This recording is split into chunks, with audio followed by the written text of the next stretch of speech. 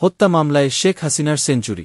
সর্বশেষ আন্তর্জাতিক অপরাধ ট্রাইব্যুনালের তদন্ত সংস্থায় শেখ হাসিনাসহ 52 জনের নাম উল্লেখ করে গণহত্যার অভিযোগে মামলা হয়।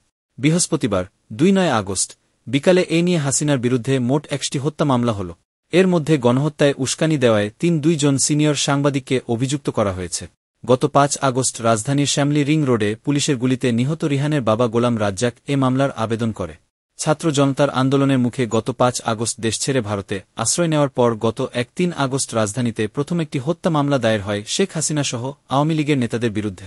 সর্বশেষ আন্তর্জাতিক অপরাধ ট্রাইব্যুনালের তদন্ত সংস্থায় বৃহস্পতিবার ২ আগস্ট বিকালে শেখ হাসিনাসহ ২ জনের নাম উল্লেখ করে গণহত্যার অভিযোগে মামলা হয়। এর মধ্যে গণহত্যায় উস্কানি দেওয়ায় ২ জন সিনিয়র সাংবাদিককে অভিযুক্ত করা হয়েছে। গত ৫ আগস্ট রাজধানীর শ্যামলী রিং রোডে পুলিশের গুলিতে নিহত রিহানের বাবা গোলাম রাজ্জাক এ মামলার আবেদন করে। একই দিন ঢাকা খিলগাঁওয়ে একটি হত্যা মামলা এজাহার হিসেবে গ্রহণের নির্দেশ দিয়েছেন আদালত।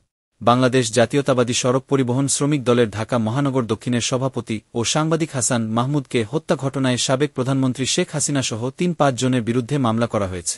গত ১-৬ জুলাই থেকে ৫ আগস্ট পর্যন্ত ছাত্রজনতা আন্দোলনে পুলিশ ও সরকার দলীয় লোকজনের হামলায় নিহতদের পরিবারের পক্ষে এসব মামলা করা হয়েছে।